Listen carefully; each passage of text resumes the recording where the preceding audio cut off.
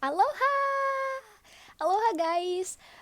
Hari ini gue tetap di rumah karena kan ya berdasarkan anjuran pemerintah kita tetap harus di rumah biar COVID-19 tidak menyebar luas lagi. Jadi semoga COVID-19 cepat-cepat pergilah ya dari dunia ini.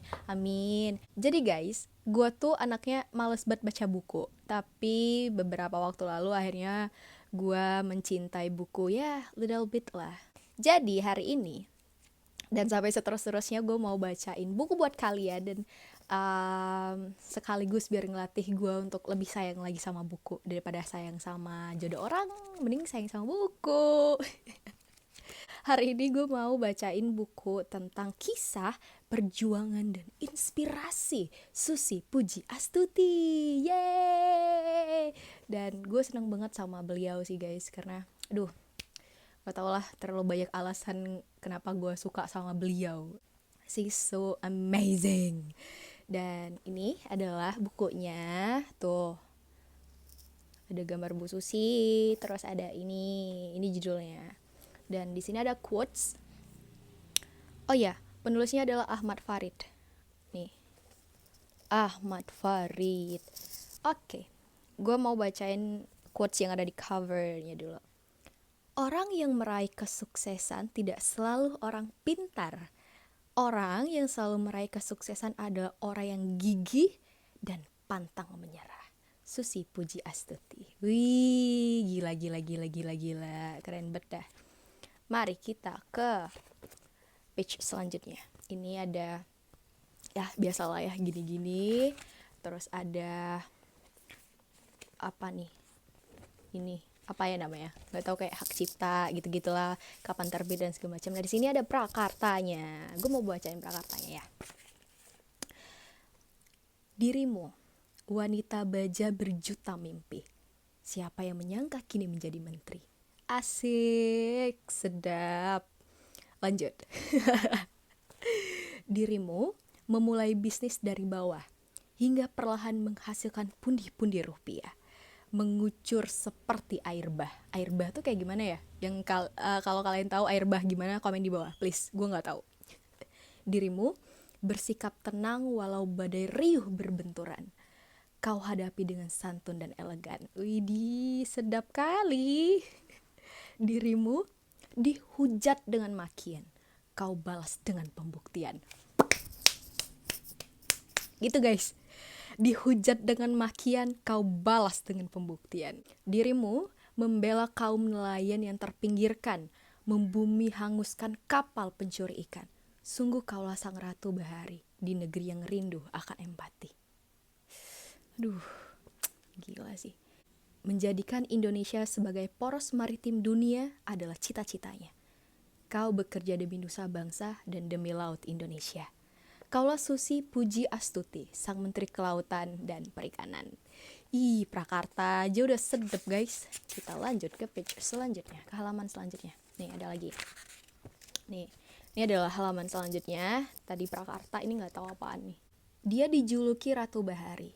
Sedari dulu, dia telah bergulat mencari penghidupan dengan menyusuri gelak tangis dan tawa para nelayan di pesisir pantai Pengandaran. Dia dikenal sebagai salah. Maksud gue, dia dikenal sebagai bakul ikan.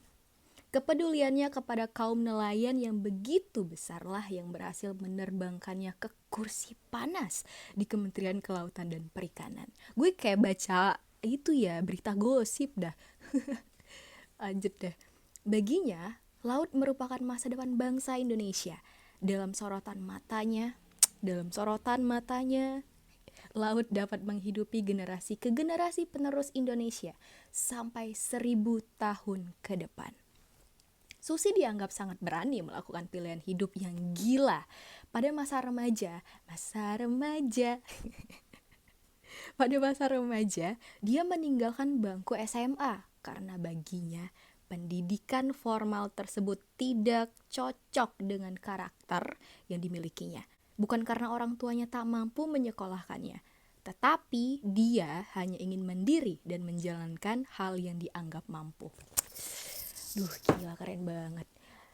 nggak lulus nggak mau nerusin SMA karena dia yakin bahwa ya dia bisa ngelakuin hal yang dia anggap mampu. Mantap. Itu gila banget sih, keren banget. Susi adalah seorang wanita yang memiliki begitu banyak impian. Berawal dari bakul ikan, Susi akhirnya menjadi pengusaha sukses yang bisa mengekspor sendiri hasil tangkapannya. Impian terbesarnya adalah memiliki pesawat sendiri, untuk mengoperasikan usaha yang sedang digelutinya. Gila sih kalau Bu Susi itu kalau mimpi nggak tanggung-tanggung, mantap kali. Mana tuh? Dengan berbekal kerja kerasnya, perlahan tetapi pasti, dia dapat menggapai satu persatu mimpi yang telah sekian lama mengumpul di angan. Susi membuat banyak orang berani bermimpi bahwa siapa saja bisa menjadi apa saja yang diinginkan. Tak peduli asalnya dari mana, tak peduli seberapa tinggi pendidikan yang telah dienyamnya, tak peduli keadaannya bagaimana. Keberanian dan profesionalitaslah yang membuat segalanya menjadi mungkin. Buku ini disusun dari berbagai sumber. Terima kasih kepada semua penulis dan media yang tulisannya menjadi rujukan dalam buku ini.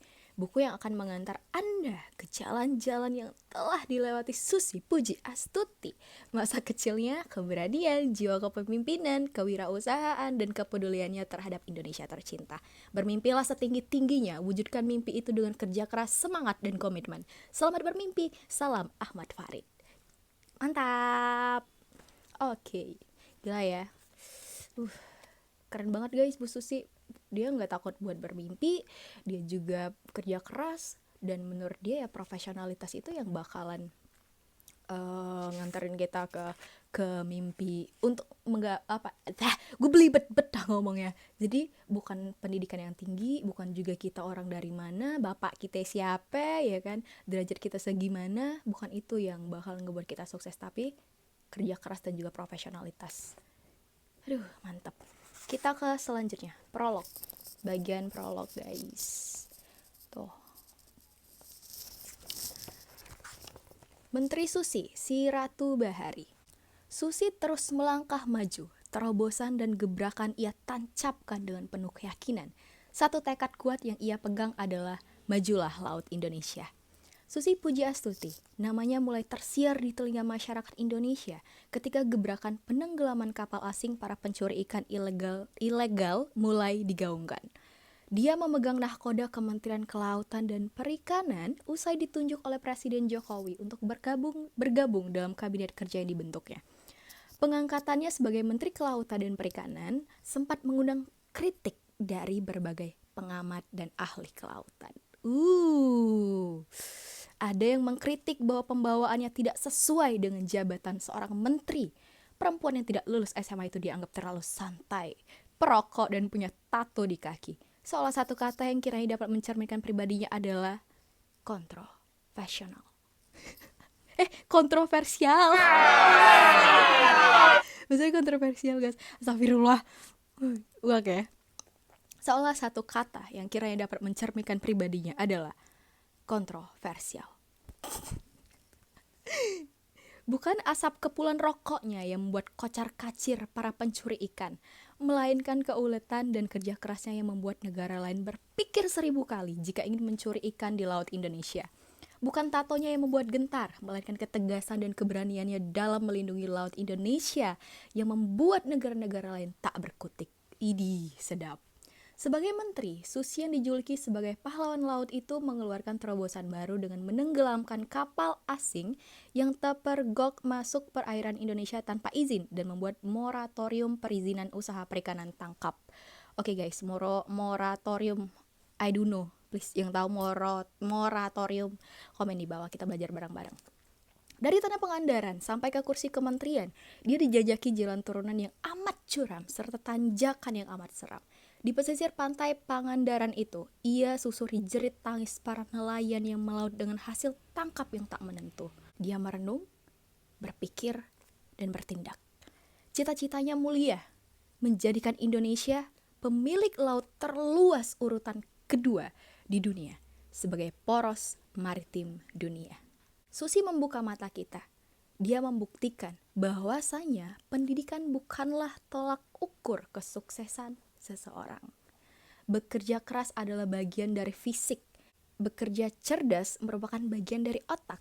Sedangkan bekerja ikhlas ialah bagian dari hati. Idi sedap. Dia mengaku tak lulus SMA, tetapi dia berhasil memimpin sebuah maskapai penerbangan.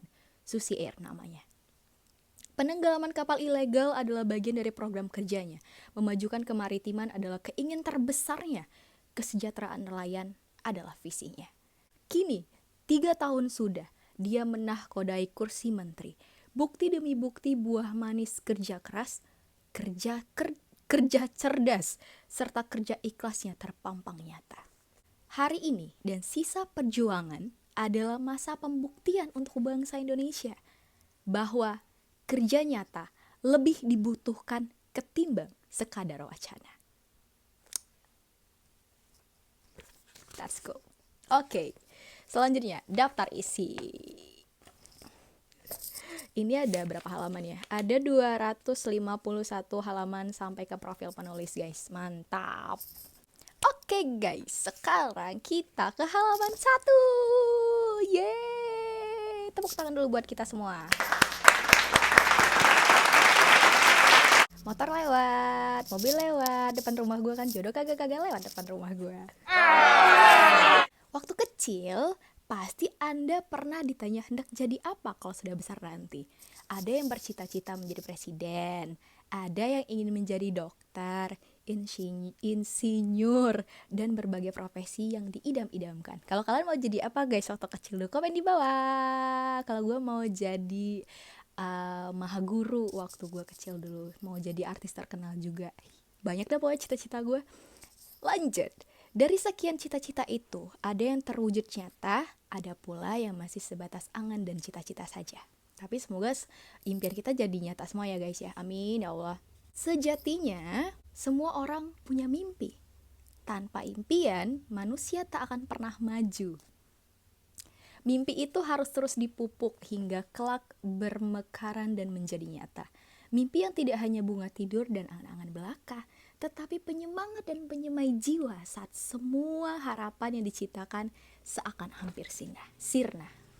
Memimpikan hal besar yang menurut sebagian orang dianggap gila dan tak mungkin terwujud bukanlah sesuatu yang salah. Kesalahan terbesar justru bila kita hanya berhenti pada mimpi tanpa mau berusaha mewujudkan impian itu. Kisah Susi Pujiastuti cukup panjang dan penuh inspirasi. Episode demi episode kehidupannya dimulai dari pantai Pangandaran. Sekian banyak bingkai cerita dalam kisahnya terrajut menjadi mutiara. Gue belibet terus udah ngomongnya, mohon maaf ya. Susi kecil memiliki kesenangan berdiri berlama-lama di tepi pantai. Dengan mata bening, ia menatap jauh lautan lepas yang seolah tak bertapal batas. Ia membayangkan dirinya adalah ratu penjaga laut dengan sekian kapal selam, di mana ia bisa mengawasi rahasia alam di palung samudra. Ternyata ketika ia dewasa, ia menguasai luasnya lautan dan bentang udara yang tak terbatas. Alhasil, ia menjadi pribadi yang matang dan perkasa. Susi pun dipercaya untuk menjaga lautan Indonesia. Susi memang beda, mulai dari kegemarannya membaca sewaktu kecil, hingga liku hidupnya yang terpaksa dilaluinya pada masa remaja. Dia suka membaca buku yang tak biasa, buku politik, dan buku filsafat yang berat isinya dengan mudah dilahapnya. Saat anak-anak seusianya masih menikmati novel yang penuh fiksi dan jauh dari kesan nyata. Menginjak usia remaja, dia mulai menjejaki kerasnya dunia perdagangan. Dari mulai menjual bed cover di pesisir Pangandaran, kisah hidupnya bermula.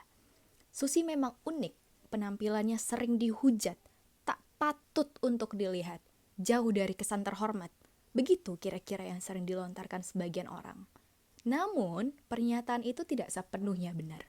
Bukankah ada istilah don't judge a book by cover? Jangan menilai buku hanya dari sampulnya.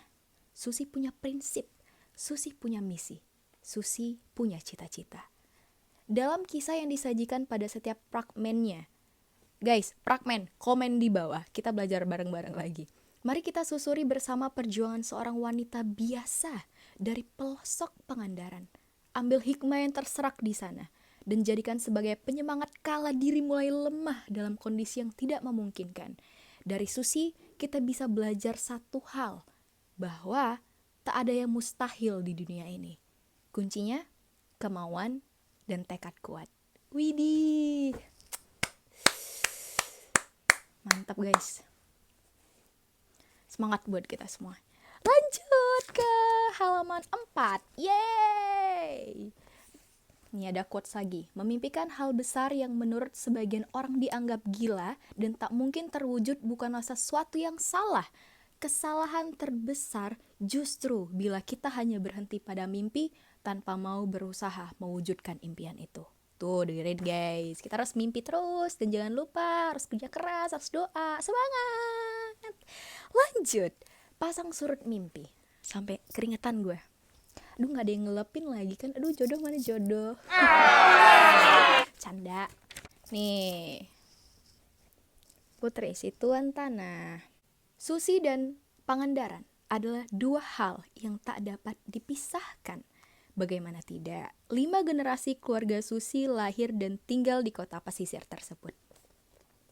Kakek buyutnya, Haji Ireng, dikenal sebagai tuan tanah di daerahnya. Selama 5 generasi, keluarga besar Susi lahir dan hidup di Pangandaran. Keluarga Susi merupakan saudagar sapi dan kerbau yang bekerja angon sapi di Jawa Barat. Sapi dan kerbau diperjualbelikan oleh keluarga Susi dari Jawa Tengah ke Jawa Barat. Ayah ibu asal Jawa Tengah yang sudah 5 generasi lahir dan hidup di Pangandaran. Menurut cerita, kakek buyut saya saudagar sapi dan kerbau yang biasa membawa ratusan ternak dari Jawa Tengah untuk diperdagangkan di kawasan Jawa Barat ini. Saya sendiri tak tahu bagaimana ceritanya sampai beliau menetap di Pangandaran. Yang pasti, Haji Ireng, kakek buyut saya, lantas dikenal sebagai tuan tanah. Tutur Susi saat bercerita tentang keluarganya. Susi lahir di Ciamis, salah satu wilayah di Pangandaran, Jawa Barat, pada 15 Januari 1965. Nama lengkap yang diberikan oleh orang tuanya adalah Susi Puji Astuti. Dia terlahir sebagai anak sulung dan satu-satunya anak perempuan dalam keluarga. Wow, satu-satunya anak perempuan, anak sulung lagi kan? Susi berdarah Jawa Tulen, kedua orang tuanya asli dari Jawa Tengah. Ayahnya bernama Haji Ahmad Karlan dan ibunya bernama Haja Suwu Lasmina. Susi dibesarkan di keluarga pebisnis yang sudah cukup disegani pada masanya. Saya lahir dari bapak dan ibu yang sama-sama kuat dalam keagamaan. Ibu saya NU dan bapak Muhammadiyah. Tegas Susi ketika ditanya asal-usul keluarganya. Saya dibesarkan dengan kedua unsur itu, NU dan Muhammadiyah. Keduanya sangat bermakna bagi bangsa ini. Sebagai keturunan Haji Ireng, ayah Susi, Haji Karlan, juga termasuk tuan tanah di kampungnya. Tanah milik ayahnya banyak, diantaranya kolam-kolam ikan dan kebun kelapa untuk dipanen dan dijual kopranya. Sang ayah juga mengusahakan beberapa perahu untuk digunakan para nelayan mencari ikan dengan sistem bagi hasil. Di tengah keluarga berkecukupan itu, Susi tumbuh besar hingga dewasa. Walaupun berasal dari keluarga berada dan kaya raya, Susi tetaplah anak kampung pesisir yang baik dan dikenal sebagai pribadi yang sederhana.